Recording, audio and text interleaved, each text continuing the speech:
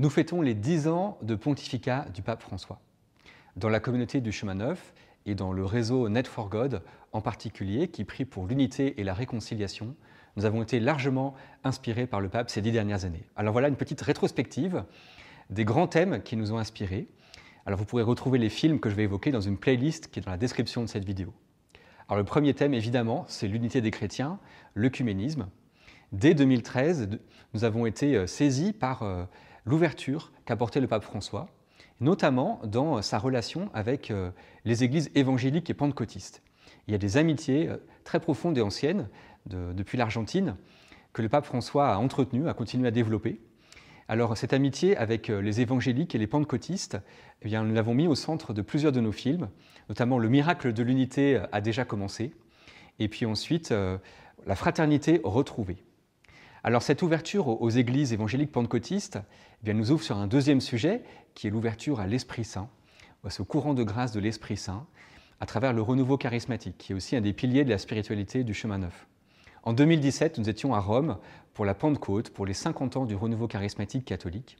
Le pape François a bien précisé à ce moment-là que ce renouveau était né œcuménique, ce courant de grâce devait continuer à irriguer toutes nos églises.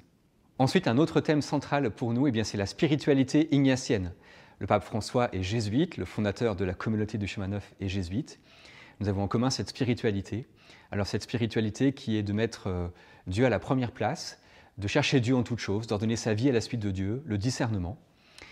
Grâce à Laurence Monroe, nous avons pu réaliser un film qui s'intitule « À la source du pape François », où ce film nous emmène en Argentine, donc voilà, sur toutes les origines spirituelles du pape, donc à la fois ignatienne, et aussi enraciné dans ce pays, sa culture, tout ce lien avec la culture populaire qu'on voit aussi largement dans tous ses déplacements.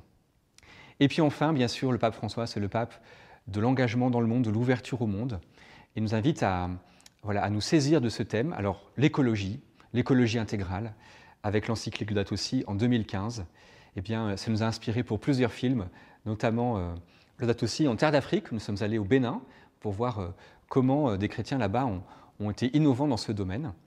Et puis nous avons fait la même chose quelques années plus tard en Colombie, pour rencontrer dans la région de l'Amazonie des communautés locales qui ont changé leur mode de vie.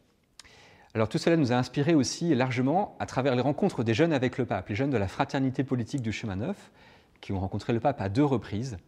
Alors ces jeunes sont des passionnés de l'engagement. Nous avons fait un film sur eux qui s'appelle « Un temps pour changer ». Et alors dans une des rencontres qu'ils ont eues avec le pape, celui-ci leur disait « N'ayez pas peur de parcourir les routes de la fraternité, de bâtir des ponts entre les hommes et entre les peuples ». Alors c'est cela que nous souhaitons continuer à faire avec le réseau Net for God.